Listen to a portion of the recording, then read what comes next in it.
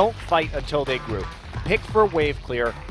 Group up, play those team fights that you're known for, and don't succumb to the ROX Tigers skirmish style, because that's where you're going to lose. Well, we'll see if they are able to do that, or if ROX is just going to force CJ's hands into some early fights. We can see, of course, Nidalee going to be the first thing banned away. It's normally banned, but you're going up against Peanut, so it definitely has to be banned. So they take that one off the table. A lot of respect coming in here for BDDs this year. Warranted. Very well warranted, because not only is BDD individually excellent on this champion, it plays into CJ's playstyle of creating that big front line for Kramer to hide behind with the Emperor's Divide. I assume CJ is going to be going for a first pick Poppy in this series if they can get it. Respect to Kuro's LeBlanc, which he played in both of their wins against SK Telecom. Yeah, well, Untara has pretty much been spamming Poppy and Maokai. We saw him play all 3 games on Maokai last week against Jin-Air and didn't really do too much. Maokai is getting a little bit of a buff. He's getting a buff, actually pretty substantial one in my opinion, coming into 6.6, but right now not going to have it, so he's not nearly as strong as he will be in future patches. Because right now he doesn't have any MR scaling. He's actually going to be receiving that. Yeah, that'll be valuable, but with the way CJ plays and the fact that Maokai is such a reliable initiator and peeler, I still like it for their playstyle. Kalista not going to be first pick. Again, I really think they're trying to get first pick Poppy. If just judging by these teams' playstyles and Untara and Smeb as top laners, that should be the main priority pick when it comes down to this particular draft. The last ban over here to the side of ROX. Most of the essentials off the board, a few things that they could ban away. It's actually going to be the Gangplank coming out. It's a little bit weird. Yeah, I'm not sure how I feel about that one, just because Untara not really a big Gangplank player. Maybe BDD's been playing it recently, I'm not too sure. But like you said, Poppy first pick coming in for CJ Entus, so not too surprising. They will get that comfort pick for Untara. Between these two teams, that's going to be the major priority, I feel, in this series. Yeah, so, Smeb is also, I believe, he's undefeated. He's undefeated on Poppy. And Untara, the way CJ likes to play is with a tank in the top lane generally. Now, I imagine they're going to take Lulu here too. And they could take Trundle and then put it in the support role to help deal with the Nautilus. But Gorilla will probably just play support Nautilus if they do that. Oh, no, he won't. They already locked the Alistar. Yeah, remember, he's a one-trick, so they have to get the Alistar for him. Good joke, Achilleos. So, Gorilla, one-trick Alistar, my ass. how many games is that for him? It's something like 16 or 17 games at this point. I think it's 18 now. 18, but okay. I'm going to check. It is, no, it's 17. 17, okay, so I was right. So 17 games on the Alistar. You can see the Kindred did make it through. This was banned away from bubbling, which did set him onto that Gragas through the entire last set, and it will be locked in for him, so he finally gets a more comfortable jungler for himself. We can see very fast picks coming in here. It's going to be the Graves for Peanut, so he'll be playing really aggressively, as well as the Sivir for Prey. I wonder what Kuro is going to be doing in the mid lane this game. It could still theoretically, it could be mid-Graves, it also could be mid-Nautilus. There's no guarantee that they won't do that. True. I mean, we've seen mid-Graves go off and absolutely destroy teams. Keen played it in the Challenger Series and was nearly unkillable by Team Liquid Academy in the game that comes to mind. It took, I think, 4 members to actually kill him, and he almost killed 3 of them in the process. Yeah, it's definitely not a bad pick in his location, especially if you can flex it into 3 different positions. You'll be feeling pretty good, especially on the red side. Meanwhile, CJ looking pretty standard here. Though I'm wondering what BDD is going to play. I would assume they're going to pick Lulu here and then Trundle. Oh, Victor, this would be a first time for BDD. Okay, so still playing with the line wave clear, but a little less utility from the side of Lulu, which will allow BDD to aggress like he likes to play. Yeah, more damage coming out of the mid lane too. We've, you know, it's been a bit unfortunate because we wanted to see BDD on some more of these sort of carry style, high damage mid laners, and we haven't had a lot of chance to see that outside of one game on Zed where he had to play into a Malphite. Yeah. That wasn't too fun to watch. Otherwise, he's had 7 games of Azir, 3 games of Lulu, and he's had like 1 LeBlanc game, 1 Zed game, 1 Ori game, and 1 Varus game. So this is cool. Get a high damage mid laner here to go for, and Lissandra, maybe the final pickup. SK Telecom actually banned the Lissandra against ROX, even though we haven't seen too much of it from them. Yep, they will be locked in. So it looks like it's going to be the Lissandra in the mid lane, Nautilus in the top, and Graves in the jungle. So I'm a little unfamiliar. How is this, if you're familiar, this Graves Kindred matchup going to go early on? Because I feel like this could still be in the hands of Kindred in a 1v1 skirmish. Yeah, maybe really early on, that's true, but I think that Graves in the later game is just much more useful in team fights, has that big AoE damage that you can use up against the enemy. But Kindred, of course, with the ult too, obviously gives you options with your tower dives and with your kiting. So Kuro going to be going for a big all-in here. VDD will take cleanse in response, but the double TP, it's kind of bread and butter for the ROX Tigers. They're either going to take a mid laner that can roam really quickly, like a LeBlanc, and get there faster through the use of distortion, or they're going to take TPs because they want to just tower dive you and play around the Alistar. That has been their MO this season. Gorilla hits 6, everybody shows up in the bottom lane, but they also opt into the Trundle versus a tanky Nautilus. So in terms of late game team fighting, CJ, I think, going to have some pretty substantial advantages. Yeah, they have pretty good AoE that Lambs was about to come down to keep them all alive with the Chaos Storm from BDD's Victor. They're just going to have more sustained damage too. It's like the Victor versus Lissandra is a pretty big difference, and Smeb is not going to be tanky with a late game Trundle ult onto him. So yeah, ROX got a skirmish early here and win the picks. Yeah, they're really bursty. We'll see what happens though. Game 1 coming up here. CJ Entus versus ROX Tigers. Everybody wants to rule the world. There's a room where the light won't find you. Holding hands.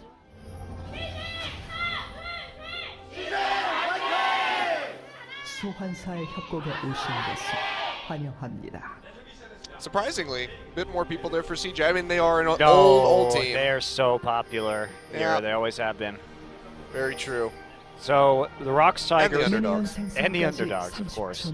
ROX Tigers, though, this is going to be what we're going to be looking for in terms of timings with them is when everybody is 6.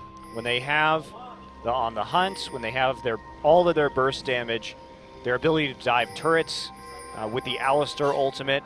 That's going to be the key, and that's where they're going to want to make picks. This is a pick composition for sure. They have excellent crowd control in all of the lanes to set up damage for Peanut.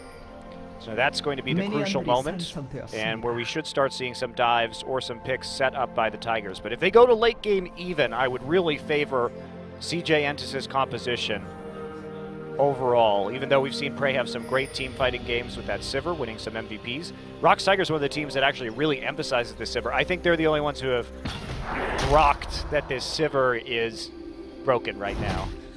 Well, Kramer's been doing a pretty decent job when he gets his hands on it as well.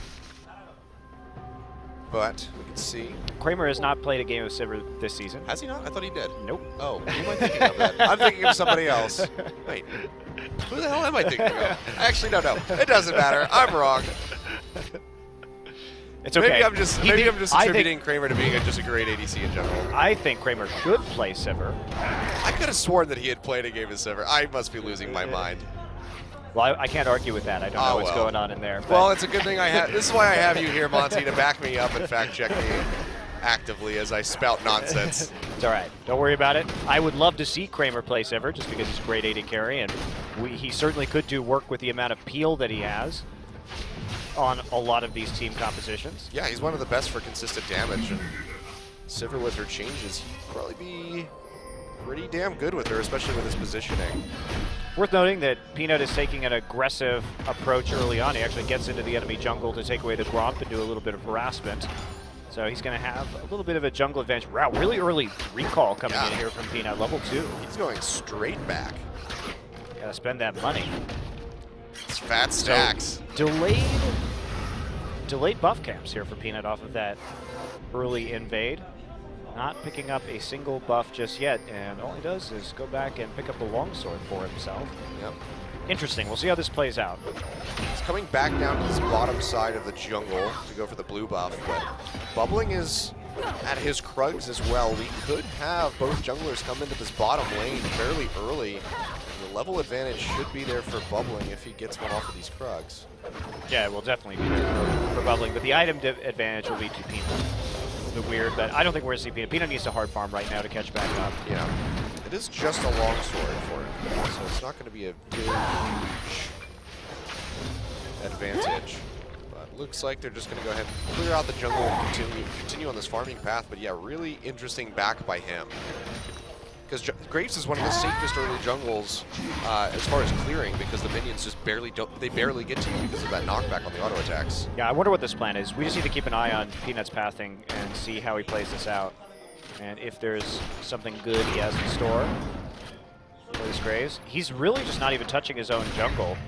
He's taking a couple of camps and then the Scuttle Crab. Of course, that did have the Kindred mark on it. So. Yeah, good by him to deny that. So it looks like it's going to be a farming game from Peanut, really, as the TP comes through into the mid lane for Kuro. Double Doran's rings, and Peanut crossing over just to make sure that that teleport isn't punished. That was one of their big problems against Samsung, was that Smeb was TPing too far up and he opened himself up to some pretty brutal ganks from Kindred. That was a big mistake. And now Bubbling. Brutal ganks from Kindred. That ward has since expired, and Tara going on the aggressive. A nice flash stun into the wall. Smeb with nowhere to go, and Bubbling arriving. He's going to go down. That's first blood over to CJ. Nicely played and well timed by Bubbling. Yeah, still having that red buff up, and Untara there denying the chance to get out with the dredge line by setting up for a good heroic charge. And Peanut just going to continue farming. I imagine he will... Nope. TP comes in. That timer's low enough that Smeb should not miss much from that wave. But good gank by Bubbling, and Tara now ahead. Yeah, that ward died about, I don't know, less than 10 seconds before Bubbling arrived. Well, they had that timer for sure. Yeah. That's why they made the gank. Yeah, it was just really well timed. Knowledge was there. And that's CJ getting off to a good start. Let's see, we still have to keep an eye on Peanut. Goes back again. Still down a bit in CS here, and Bubbling's going to be that much further ahead with that first blood gold. Goes back and gets the Tracker's Knife. We can see it's going to be the Skirmisher Saber for Bubbling, of course. We've seen it go both ways with this Kindred, but I do like the Skirmisher. Usually it's the Skirmisher Yeah. Saber. Usually. Very much the better jungle item for Peanut will even up the CS because he did have the earlier recall here. Meanwhile, Kindred going back right now, but he doesn't have much to farm. Yeah, that is the good thing about Peanut, though, is he has been taking away the jungle from Bubbling, so it's going to make it harder for him to get these stacks with the Devourer as he approaches that, because he's just the one dagger in his bags for now. He's denying the Kindred mark again. Yeah, I was about to bring that up. Really good by him, so playing point knowledgeable. You can see, though, picks coming out on this bottom side. There's no vision in the river here for ROX Tigers. Could be pretty bad for this bot lane. Here he comes. So it's just a level 5 gorilla, goes in with a headbutt. Not going to be able to get that pulverize. He's taking a lot of damage. Has to flash away to safety. Meanwhile, on the top side of the map, first tube comes down. Untara is going to fall. It's Peanut that finds the kill. Oh. And Gorilla in the bot side barely gets out with his life. Comes with the flash and the heal from Prey to keep him alive, but very nicely deterred gank in that bottom side. They answer for it at the top as well. Kramer and Bubbling tried to both flash to get that kill onto Gorilla, it looks like, because he was pretty healthy by the time we switched up into that top side. They barely don't get it. Yeah. But the tower dive, and we've talked about Kuro. Kuro's been excellent at roaming and helping out his side lanes this season. Didn't have to use teleport, simply walks into the top lane to pick up an assist. Peanut grabs the kill, and he's going to take away the enemy blue buff. Turret is not going to be lost for the ROX Tigers on the bottom side, despite some damage going down. They opt to just go for the recall while they still can get a little bit of damage done. Prey did not buy an item. Yeah, he did not. I think maybe he came back just to try to get them off of the turret. I don't think, now he's just going to recall yet again. All right, I think he actually just stayed in the lane right there and didn't go all the way back to base. Oh, so now maybe he's he gonna walked pick to, up, maybe he walked to the his tier 2 and then he came back. So, okay, that explains just it. gets a few more CS. Yeah, it did look like he was going to go all the way back right there, but he didn't. Okay, well, he comes back and now he's going to have a BF sword, but it's the BF sword and the call that Kramer has picked up for himself. Got the boots advantage, though. True. Movement speed will be in his favor. Still, Kramer going to be paying off nicely with that build in the long run. He tries to get those minions mad life with some good deep vision. Going to try to spot out Peanut as best as he can. Can't find him quite just yet as he's up at those Krugs at the moment. Instant clear on some of these pink wards, though, Kuro. Yeah. Oh, no. Yeah. Only gets a couple of hits before he decides that it would be wise to back off. Gets knowledge about where bubbling is, though.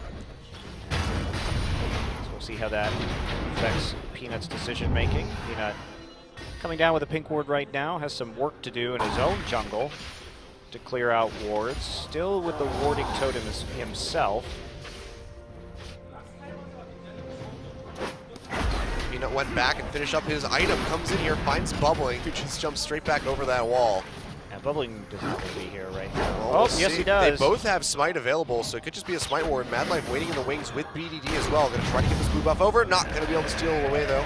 Killer comes down, but nobody following up with Mad Life, so Peanut very safely going to be able to take that one. But it's a blue buff denied away from Kuro all the same. Still two blue buffs over to Peanut. He got both of them in the end.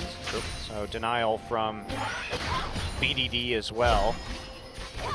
BDD trying to go for the early Negatron cloak to eliminate some of the Lissandra burst, and then Kuro with his roam right back up to the top side. Untara's already half HP. He has no MR, so. Yeah, that's going to be the dredge line. Here comes the glacial path, the pop-up. Oh! Nice Poppy ultimate. My God. Untara, very nicely played. Keeps himself alive. I don't even know how he hit both of them. That was a really weird interaction. Let's take another look at that. I hope we get to see another look at that, because it looked like they were far enough apart that shouldn't have been possible. Yeah. Oh, on the hunt, Pop the Spray has to get out of here. Pulverize comes through onto Mad Life, who's not quite yet level 6. He will stay alive, but that's going to be the ultimate down from the Sivir. And unfortunately, I don't think we're going to be getting a replay of that. Okay, but this opens up a really important timing now. Untara has to use his TP. How did... What the what? Right, please. I have no idea how that was possible. That doesn't seem right. It also looked like he didn't even charge it. It looked like the instant cast, and then instead of flying, he barely had any time for that to whirl up. I don't know. That was really strange. Back ban. It's another hidden feature of League of Legends, There we go. Achilles. It must be. It's a hidden feature of Poppy's kit. Okay, Smeb though, so let's talk about the advantage that ROX got off of that. Okay, so that gank didn't actually net a kill, but they forced Untara's TP. Now there's 2 TPs available for ROX Tigers. I said, there's a point, and that point is when everyone is level 6. Do you see what's happened to Kilios? Do you see how everyone is level 6? I do. Do you see how Peanut's coming in the bottom lane? I do. Do you see Kramer's fate written down right now for the tower dive? Good Lord, man, I have eyes. Oh, he's not going to go for it. Yeah, they're actually just going to say, nah, whatever. They really should try and make this play, though, while they have 2 TPs to none. Yeah. And they have pressure advantage. It is ripe for a tower dive, I feel. They have a pink ward in that brush. Oh, it's so good. Well, Peanut's back down here by the bot side, but he gets spotted out as they ping him. Here we go. So he's wrapping around the back, but CJ is the wiser of this situation. So they're going to get a good amount of damage on the Mad Life. Probably push him off of this one. Glacial Path comes through, gets himself away from the Chaos Storm, and Kuro will stay alive. Doesn't have to blow the flash. Smart by BDD. Just drop everything right there, because they saw the writing was on the wall and that they needed to protect their turret. Yeah, he's going to lose that cannon minion now, too. So yeah, deterring him from TPing again. Just go for that all in. That's right, deter the TP. However, Peanut and Prey and Gorilla still going to be able to knock down this turret because they got in behind the duo lane of CJ. And very solid pitch. And CJ too.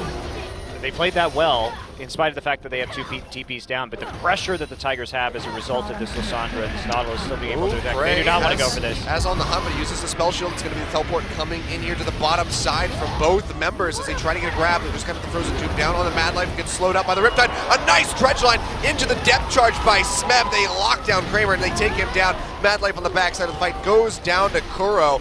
Very nicely executed by the Tigers. They could just pressure out this tier 2 and maybe even the Dragon on top of it. I have no idea what CJ was expecting when they did that. They just made a counterplay. BDD saved their assets from that happening like 1 minute earlier, and then they decided to go for some sort of bizarre all-in. I mean, they saw Prey didn't have any mana, and they said, okay, this is our time to shine. But you know what? Prey didn't even have to use a summoner spell for that. He had his ultimate available. And we're going to take a look at this again. A Gorilla just instant response. Flash. Headbutt Pulverize. Here come all the TPs. Flash from Kuro used, still out of range, but Smeb, God tier flash hook right there to hit onto Kramer and get both of those kills and a tier 2 turret. They get 2 turrets, 2 kills in exchange for 1 turret in the mid lane. Yep, and the Dragon on top of it as well. So yeah, that was Oh, that was so bad from CJ. They played it so well at first, and they could have just only lost a tower off of that scenario, and instead they lose a whole lot more. They're feeling quite charitable, it seems. ROX Tigers, though, you have to congratulate them on playing that situation basically perfectly. Yeah. Really strong stuff from these guys. And that's what we have come to expect from them, playing a near-perfect season, just dropping that one match. Yeah, and this is where they need to make their plays, right? They're 1,000 gold up. It's probably not enough against CJ in the late game, so they have to continue to make these plays. But the timing is, and the understanding of their composition is spot on. That's where they needed to really make their stand. Yep. And they got an early dragon too, so, well, early-ish. Yeah, 13-ish minutes, 12 and a half, whatever it was when it actually went down. But they'll be happy to keep fighting over those dragons. Oh, for sure. Just ward up around there, try and make a pick, well, or get a free dragon. That should be the way they keep on taking advantages in this particular game. Yep, we see them just taking away as much jungle as possible. This is so smart. Just play aggressive right now. You have the composition for it. You are in your most powerful phase of the game. It's just good denial constantly going against Bubbling. I'd like to see how many stacks he's got for himself so far. See though, no massive gold differences coming in. It's pretty evenly spread between all members of the ROX Tigers for their leads. 200 here or there. Overall, it's about 900, hovering between 8 and 9. So still a very close game. CJ, you know, they haven't made any critical mistakes that are going to cost them this entire match, but they need to kind of start stopping the bleeding and make some plays, get some objectives if they want to win this game. Yeah, and we'll just wait and see how Smeb is going to play this in the bottom side. His TP is going to be up in about another minute, and at that point he can push in this Poppy, or attempt to push in this Poppy, and then make plays on the opposite side of the map once they have the pressure in that lane. Gorilla, uncharacteristic miss on the pulverized. Bubble jumps forward, takes a little bit of damage. But overall, they're going to be able to clear out that big board in the tri-brush and establish some ground up in this top side of the map. Peanut on the roam down the bot. Finds that pink ward, but doesn't want to finish it because BDD is there. There's that threat of the pinch from above them. So they're just going to go ahead and back off. Smeb doing his best to. A lot of damage on the Bubbling, but don't want to chase this any further. So they'll be able to back out of there.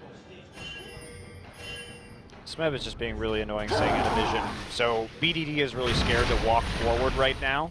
Yeah. Onto Kuro, and Kuro's getting the protection that he needs because he doesn't have a tier 1 mid. So the Smeb just playing with vision really, really well to make sure that his top, or his mid laner rather, remains safe. Yep. Back into the darkness of the jungle. Yeah, and it's going to be 13 stacks for Bubbling as he finishes off that wolf camp. So 13 stacks at 16 minutes. He's not going to complete that Devourer for a while. Yeah, it's going to be a little bit. Yeah, so maybe like a 25-minute Devourer for him, which is pretty harmful. Maybe even longer than that because Peanut has still just been denying so many camps and so many Kindred marks from him as well, not just Devourer stacks. He's been denying that passive. Smeb going to be the first one with his TP back up. And Kuro's is ticking down, and this is where Kramer Madlife has to start getting really afraid. Yeah. See them already establishing vision control in this river. Bubbling coming in, going to get a little bit of damage on the Gorilla, but he's still a very healthy Alistar with that triumphant roar. No one kills the crab. The walking pile of money will live for a couple more seconds.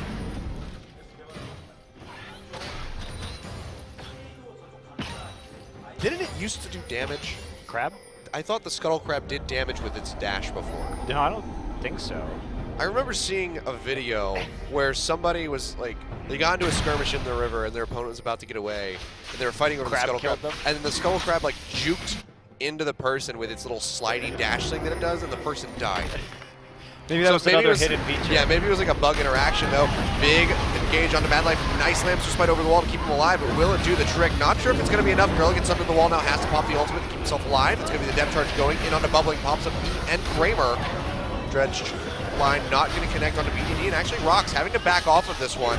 Maybe just a little bit too far forward. BDD goes in and actually finishes off Gorilla. Very nicely played. A lot of damage being traded back onto Kramer. He has to back off as he eats that big Graves ultimate to the face. And ROX backing up, trying to get underneath this tower. Dash forward onto Smeb, who's still very tanky Nautilus. is taking up the brunt of this. Kuro throws out the Glacial Path, trying to deter CJ from pushing forward. Looks like that will be the disengage. So all in all, a 1-for-0 kill going over onto Gorilla. Great hold from CJ in that choke point. That's exactly where they would prefer to fight, with the Trundle Pillar and with the Lamb's Respite. And they try and make the play, as predicted, with the teleport, but a good counter teleport coming through. They're able to stun up Gorilla right there, force him to burn his ultimate relatively early on, and then BDD turning this one around, dodges that hook. Now CJ wants to follow up on this because BDD is so full HP. Yeah, great flash here, flash lead.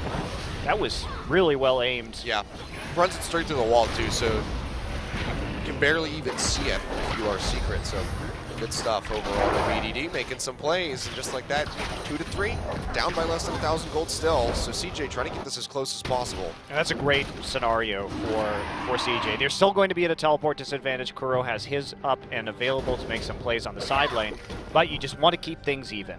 The goal for CJ has to be play for the late game. They're doing a good job of it. Oh, can't even get the skull grab here. There's no mana either. Yeah, Peanut having to dash away. Ooh, this is great for CJ. Yeah, so looks like they're going to be able to tie up the Dragons. They're going to lose this top tier 1 for it, but they'll still be happy with that. So that negates the Dragon stacking for a while here on the side of ROX Tigers. Still an acceptable trade for ROX because they need to acquire a gold lead. That should be their first priority, is a gold lead to overwhelm CJ in the mid game, rather than trying to stack up for a 35-minute 5th Dragon. Quite true. Quite true. Now we can see CJ Bubbling finally trying his hand at taking camps away. Kramer will go ahead to pick up that blue buff, and several members, almost all 5 members, really going to be on the bottom side of the map at the moment, trying to make a play for this tier 1 turret. Well, CJ live and die together, but they don't have that luxury with how the top lane is going and the fact that Untara needs to go back. They actually cannot group up and take that tier 1 right now, because that would overextend them with the Lysandra teleport and ultimate available. But ROX have a nice opportunity to invade. Smeb going really deep here, grabs up Bubbling, knocks him up with a depth charge as well. Lamb's Respite's available, pops from the air with the pulverize. He can't even use it though, he gets popped. Prey gonna be the one that finds that kill. Now it's gonna be the red buff going over to Prey. And we'll see what ROX wants to do with that pick. This turret's down below half HP in the mid lane. It looks pretty appetizing. Yep, they have 3 ults down though. CJ may be less concerned as a result of the loss of the ults, but Lysandra ult's still up, so they're going to need to back right off this turret, and this is where ROX needs to be. Yep, Gravity Field not going to do much to deter ROX away from that one. They burn it down, and that's going to be the 4th turret falling for them. So now a bit of a gold lead starting to stretch here, 3K up in 21.5 minutes. And that's the kind of advantage they're going to be looking for. A couple thousand more, and ROX should be in a place to even up some of these team fights. Meanwhile, ROX Tigers, because of that push into the top lane, they don't even lose really much CS for Smeb. Yep. Off of that play and off of that roam. They don't lose anything in the bottom lane either. ROX Tigers really good at controlling their side waves to maximize their gain, and now Smeb's Dredge line away, but the pillar is going to come down. Peanuts here. They do force the flash, however. So that cooldown does get burned, but Smeb stays alive. Yeah, they didn't have any good wards to TP into in the top lane, and that could have been matched by Untara anyway, so probably smarter just to go ahead and burn the flash there. Meanwhile, the wave clear, Oh, Gorilla goes in, misses the pulverize, uses the headbutt though, has to pop that ultimate to try to get himself out. This is going to be the calling coming across. They slow him up on the hunt, gets popped though, and he will stay alive as well. So 2 near catches on these members of ROX, and the flash is going to be pretty essentially burned out here by Gorilla. So no flash, pulverize into headbutt plays coming out from him in the near future. Good catch there on the Gorilla, force him to use everything to get out. And they have the Sivir in the mid lane for the wave clear, but it's all about the double teleports now for the ROX Tigers and the fact that they can enter into this 1-3-1 split push. And there's not a lot of MR yet, only that cowl, not a completed Spirit Visage for Untara. We'll have it pretty soon. A couple more waves, and he should be able to back for it. Let's see though, he's got a Steric Stage maybe coming in for Bubbling, or is he going to be going for... I can't think of the other item. He should probably go for a Sterix here. Yeah. His team needs a little bit more tankiness. I mean, he has 2 high damage dealers in Victor and Lucian already. So looking for a little bit of last stability. See, though, rapid fire cannon completed for Kramer. Call has paid off, of course, long since. It's paid off. Prey going for the static shift, so looking at that much more consistent build. Yeah, I just think this is better for the Ricochet. Go Essence Reaver, Shiv, Infinity Edge. I think those 3 items are extraordinarily powerful on Sivir for the AoE crits that you get from Static Shiv and from your Ricochet. Just chunk out that backline, and as you know, when you play against CJ, if you kill Kramer, they don't do anything anymore. Although that's not exactly fair because VDD hasn't been on these high damage mid laners like Victor, and he's shown some solid Victor play thus far. Yep, Peanut tries to take blue buff away, doesn't get it. That will be handed over to VDD, just barely. That collateral damage missing out on the kill. Yep. See, big push coming in from Muntara on that bottom side, but it looks like Smeb will be able to respond in time. Why does Smeb have QSS? I guess to clear off the Trundle ult. Yes, I guess so. I mean, there's a couple other things you could. I guess you could cleanse the stun on the gravity field. Oh, yeah. But I'm pretty sure you're not worried about that. That's about it. So I guess, yeah, just trying to get rid of that Trundle ultimate. Regain his tanky stats. Usually we don't see Nautilus going 3rd item QSS. Yeah. Interesting adaptation. Obviously will be helpful against Victor too. Victor's damage. Good pickup. I want to see him completed into a Mercurial Scimitar as a sixth item completion. Uh-oh. It's full damage, Nautilus. It's going to be Kuro teleporting in there. Flashes in, gets the first two down. Kramer might not even need the follow-up from the depth charge. He doesn't. That's going to be Smeb burning the ultimate for no assist. Unnecessary ults from Smeb. He was not getting out of that situation. Yeah, Flash was down. The heal was not going to keep him alive through the damage of Kuro. But it's just saying, like, I can help. But the TP is doing work for the Tigers once again. They've brought their lead to 1,000 gold more now. Well, no, actually, they're still about even. Still sitting at a little over 3,000. Yeah, it's hovering in the same range at the moment, but they're going to be looking to pick up the second dragon of the game here, as it has just spawned in the last 10 seconds. So that's going to be decently advantageous for them. At the very least, this will help their split pushing. Yeah. With their 2 TPs. But ROX need more gold. They need more money. They need more of an advantage. CJ has not been hurt enough in this early game to make them not dangerous after 30 minutes. I like CJ's chances right now. It's looking pretty decent. It's as good as you could hope for them in a game against the ROX Tigers. Peanut is just waiting. Yeah, waiting in the wings. I don't think he got spotted by that ward, but no, he walks in. No, he walks into vision there from the creeps in the lane, so. But still just taking more and more jungle away from bubbling. We'll have to check back in on his stacks. The record was surpassed, by the way.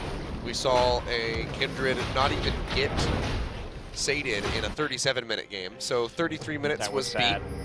So now it's 10 more minutes before Bubbling breaks the record for worst sated Kindred of all time. I think he's going to be fine. Yeah. I think he won't be the worst sated Kindred. That's my prediction.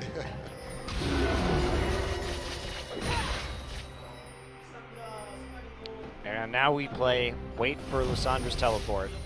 Or CJ plays in a fashion where they come to Lissandra and Smeb is able to TP. Yep. The Scrying Orb is going to be thrown down. This could be ROX maybe trying for some sort of Baron bait there, at least establishing vision around the pit.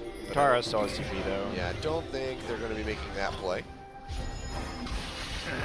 TP coming in from CJ. Yeah, it's going to be the backside. Prey in a very bad spot to get stunned into this wall. Pops the shield all too early, flashes away as well. They pop Tara in underneath this tower. He might actually go down to the backside of this one, charges up the ultimate. A very nice Dreadline comes in, connects all the same as the Keeper's Verdict knocks Mem away. That's going to be Prey finishing him off with help from the collateral damage and Peanut. And now CJ on the run. That looked like a fight that could be very well dictated by them, but it gets turned on its head. Yeah, turned on its head indeed. We saw Untara, who's normally a great Poppy player, he got really greedy when trying to make that TP and couldn't find the right angle onto the Sivir. Sivir also still had her spell shield up, so I think he was just trying to get in before that happened, but ended up Gorilla just counterplaying him and shooting him right underneath the turret. There's a flash! Yeah, they get on the bubbling, draw him in with the dredge line. It's going to be everybody disengaging off the Baron. Lamster's Spite is down to try to keep him alive as he's almost trading even with Peanut, but he is on the run and he is likely going to go down if they can catch him. Kuro actually takes a lot of damage from BDD and Kramer on the backside of that one. All in all, they'll finish off bubbling, and it looks like that's just going to be ROX backing off, taking those 2 kills and being content. Well, they're happy to do that. You grab some kills, even as you bait that Baron, and we'll take a look. Oh, this isn't the part I wanted to see, but it's all right. Bubbling caught out, does use the Lamb's Respite. Peanut just standing on that, getting to heal himself. Bubbling forced off that, and Kuro just clogging the choke there with his Zonias and his fat Ice Witch body. Yep. Not much you can do in that spot where the dredge line basically takes up half of the little hallway that you have entered into. So you've got about a 70-30 chance of dodging out on that one.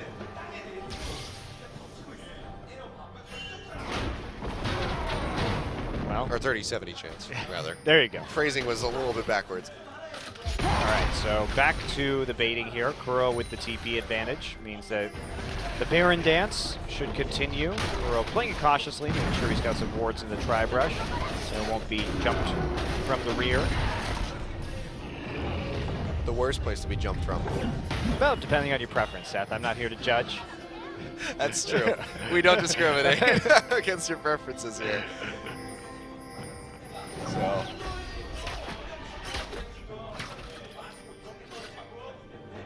Here's the attempt here on the Baron as they ROX slowly move that minion wave down towards the inhibitor. No one's there to defend. Yeah, they're gonna have to send somebody down there.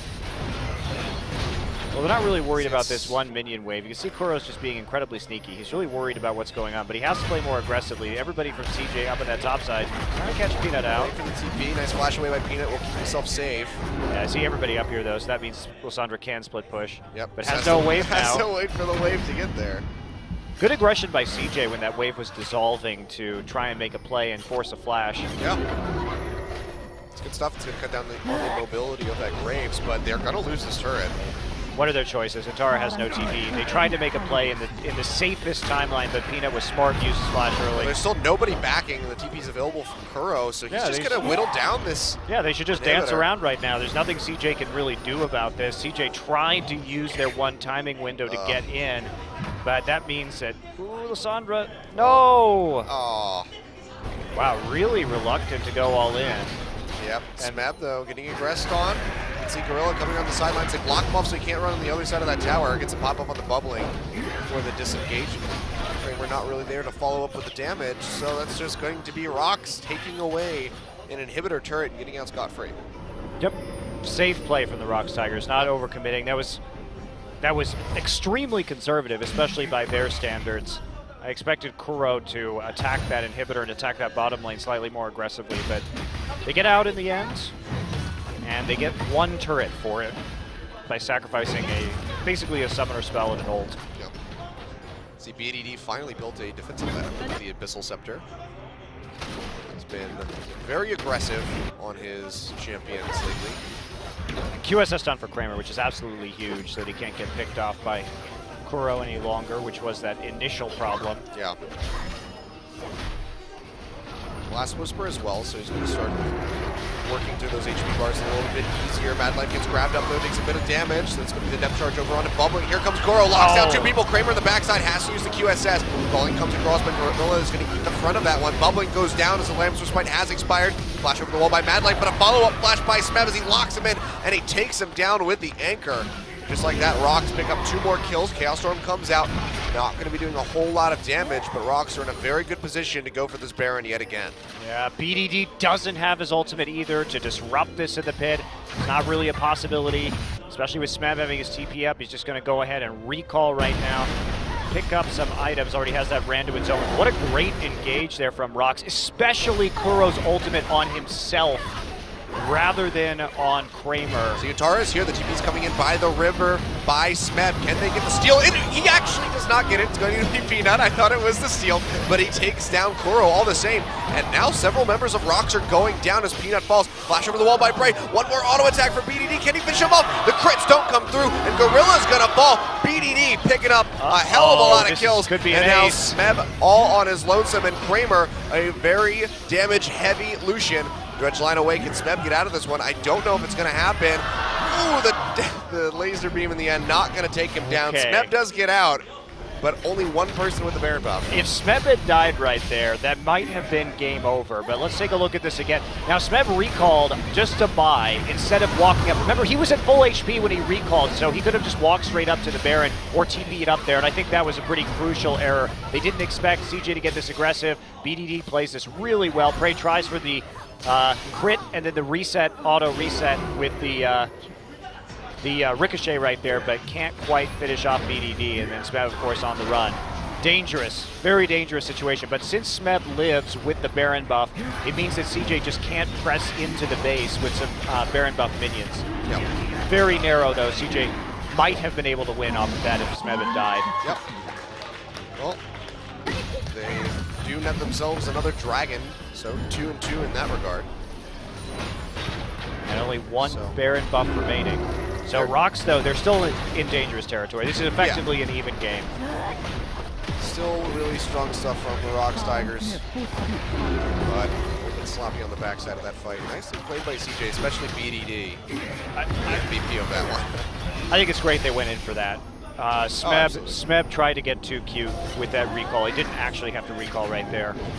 Nice scrying orb. Gorilla goes in for the headbutt pulverize on the Mad Life. Kuro all on his lonesome. Going to lock up two members here as Bubbling takes a bit of damage. Frozen Tomb down onto himself to try to keep them into this fight. There's going to be the boot away, though, onto Prey as he gets knocked out. Has to use on the hunt to try to rejoin the fight. Kuro already popping Azonius. Mad Life goes down. Here comes the Chaos Storm, and it's doing so much damage. The Lamb's Respite expires, and members from either side are falling. So far, it's a 3-for-3. Peanut almost going down. Utara dashes in, finishes him off. Can Smeb find the kill onto Bubbling? Don't think it's gonna happen, and maybe now he is in a bad spot.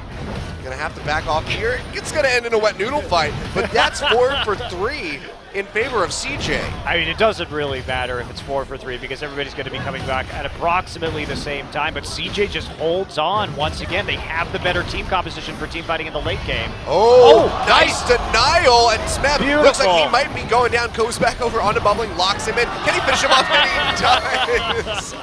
So overall, it's the 5-for-4. CJ not going to be able to pick up any objectives with that team fight, but it's certainly promising for them. Yeah, there's nothing to take. You see Bubbling and Smeb right there on your screen, and having a little bit of hilarity. So Kuro starts off with a really nice engage, but he doesn't actually catch Kramer, which is a pretty big deal. On the Hunt was popped at first, and then Peanut trying to follow up on that little engagement. Now watch Bray. He's going to come right back into this fight. He thinks, all right, I got Mad Life. There are 3 people. This is a Ricochet dream. What a good Chaos Storm by BDD. That absolutely changed that fight. Gravity Field going down. 3-man stun. BDD played that beautifully. Yeah, that was absolutely wonderful, and Peanut just didn't stand a chance against Utara. I don't know if we're going to watch this whole thing because it's very dragged out, but Smeb in the end getting that kill. I understand why Bubbling came back in too. He tried to, heal up a little bit and then come back into that fight, because if you can kill Smeb right there, worst case scenario, like you both die like that for CJ, and then the death timers don't mean anything. But if you can actually get that kill and then recall with Bubbling, all of a sudden you're going to have a 5v4 advantage. And there's almost no situation where Bubbling comes back in and Smeb doesn't die. Yeah. So I like that call actually. Was pretty good. I missed the mark, but the Satan has occurred. So not quite sure when, but I think it was some minutes ago. So. Oh, it was sometime in the past. Thanks for the specificity there. Actually, a few minutes ago is what I meant to imply by that. It happened at some point that has already transpired in this game. Happened sometime between 27 and 37 minutes. We nailed it. So ROX maybe gonna have to be sweating a little bit at this matchup. Mortal Cold lead has been closed pretty significantly. Mortal Reminder finished for Peanut. probably for the Kindred ult, I guess, yeah. because I mean, he's going to be dealing AoE damage with yeah, his auto attacks. good AoE spread, as well as the ultimate, so. Yeah, it's And the interesting. smoke screen. I mean, basically all of his attacks will hit AoE, so. I like it. I think it's a good pickup. It's very limited times where you can grab a Mortal Reminder and have it be very good. Yeah, this is one of them. I agree. I think I like it on this particular champion in this particular situation. Although he still has the problems of somebody has to kill Untara, and nobody actually has armor penetration right now. Yeah, probably gonna have to pick that up pretty soon. Opted to go for the Bloodthirster, which is not something that we see very often. He just needs the survivability because he's having to get so close to these team fights to make sure that he does maximum damage with his Ricochet, and BDD's been there to stop it. BDD has absolutely 100% kept CJ in this game. Yeah, oh yeah, for sure. Just wasn't sure. Bloodthirster we don't see too much of. We've been seeing Death's Dance here and there, so I wasn't sure if maybe that would come in, or the Mercurial Scimitar, since it does give a bit of life steal. We can see though, ROX pressuring in for this top tier 2 tower. Zara on the recall. He's already probably pretty close to maxed on CDR, so I don't think Death's Dance is as good, and it just gives him that true. overshield of HP so he can survive the burst from Victor. So I think that's the reasoning behind picking up the BT. It's going to be another Baron attempt here from the ROX Tigers. They kept Kuro for a long time in base, just waiting to see if they were going to turn around a chase there if CJ tried to engage while they were sieging the turret. Yep. Still another 25 seconds before that does come up. But there's no vision in the river for CJ, none. Yeah. There's very little as well for ROX. Well, but they have people in the river. Well, they're backing out. They should not back out. They're going to try and do the same thing they did earlier, which is force CJ into a rough situation, but Antar has TP this time and will be able to at least play the split pushing game. They actually let CJ into the river to get their vision in. They had some awkward recalls. Gorilla leaving right as Baron was about to spawn. He is now absolutely enormous with that elixir of iron. It's a big Minotaur. I'd be quite terrified if I saw that running out of a brush toward me. Are there small Minotaurs? That would be a really hilarious. I'm sure there's runs to. Well, I was gonna say runs to every litter, but I guess Minotaurs wouldn't really be born in litters. It's more of a one at a time sort of thing. Why is Untara? Where is Untara? Why is he there? He doesn't need to be there with TP. He's gonna just lose his inhibitor. Well, this is Kuro making another play for it. Peanuts just coming down. Yeah, they're on the roam down here, big wave, but I'm not sure if they're going to be able to finish it out in time, as Kramer is just about to get there. Untara comes in actually with a recall. And Untara should not have been there. That's weird. I know they want to make a play, but they nearly lost an inhib as a result of that. They reacted well and got down in time, immediate recall. But had that recall been delayed, or had the ROX Tigers been able to chase him around for a little bit longer, that would have gone down. Now, the question is Kuro going to stay on this split push mission or not? Now that he knows Poppy is there. He is peeling back, so might just go back to base, maybe look for a TP play around the Baron pit with the home guards, but who knows? So the thing is, though, since all the towers are down on the bottom side, and these lanes are exactly equal, they are going to push towards CJ, so they actually need to push this wave out before they can do anything. Yeah. Looks like they're just going to go over to this dragon. ROX going to know that this is happening, but they're just going to force their hand. TP's coming in. At the Baron, yeah, TP coming in as well from Smeb and Kuro. The dragon goes down. Kramer is still here. The rest of the team trying to collapse up, but I don't think it's going to happen in time. Smeb, a very tanky front line, just trying to keep him out of this. This is going to be the Baron going down. Untara with a nice ultimate knocks out Gorilla, since a lot of crowd control gone. Prey takes a big laser to the face, down below half HP. On the hunt, obviously already popped. This could be CJ going in for the chase. Chaos Storm gets burned out here, and it's just chipping away. Oh, Gorilla nice. goes in. Beautiful three-man pulverized straight down onto the lamps, despite everybody stacking in here. BDD going to be the first one to fall as Kuro finishes him off, and it's just going to be CJ crumbling around the ROX Tigers. Kramer, the only one alive, on the run for his life, trying to get back into the base. He will be able to do so, but just like that, ROX pick up a Baron, and all 5 members are still alive. Wow, the commitment from the ROX Tigers there. You can see how fast they make decisions. Kuro and Smeb back in the base, but as soon as they see that they're doing the dragon, instantly, in a heartbeat, they pop the Sivir ultimate just to get into the pit faster because they know they can burn it down. They take it, and what a great play from Gorilla. He got knocked out by the Poppy ultimate, flash, headbutt, pulverize for a 3-man knockup to turn that fight on its head. Really questionable by CJ to go for the Dragon. Oh, they could have done it with just Lucian, but they were too spread out. Yeah. Even so, I mean, maybe just abandon it and then go straight over to the Baron and try to counteract that play, but Kramer's stuck, couldn't get there in time, and ROX took the Baron, and then they take the game. So first game going over to ROX Tigers. CJ suddenly need to play a bit better coming into the second one. They had a really strong showing here. I actually think that was a great game. I think CJ did really well, all things considered, with the kind of disadvantage they were facing. We saw the power of their team fighting. BDD was fantastic that game. Almost had the most damage in the game, only being surpassed by Prey on the Sivir. So, looks like we got a fun series on our hands. CJ lasting a lot longer than most teams do against the ROX Tigers and showing that they are still one of the most dangerous late game teams that we have here in Korea. Yeah, a lot of promise for these guys to maybe be able to take a game off of ROX. Good stuff. Looking forward to game number 2. The TP mind games there were extremely good from the ROX Tigers too. The way that they read that situation and that they immediately reacted with the double teleport with home guards and the Sivir ultimate. It's so hard to play against the ROX Tigers because of how fast they make good decisions. Yeah. Map play overall for these guys is just out of this world, but a solid win for them, and they're going to be looking to make it a 2-0. CJ just unfortunately not able to close that one out after making some good moves in the game. What I love about that too is the ROX Tigers knew that they were at a disadvantage in those team fights, so they committed to the Baron and wanted to make sure they got the Baron before they team fought. So really good, really great from the ROX Tigers. Yep. Too much damage to try to contest that one, so ROX take the win when we come back. Game 2 coming right up.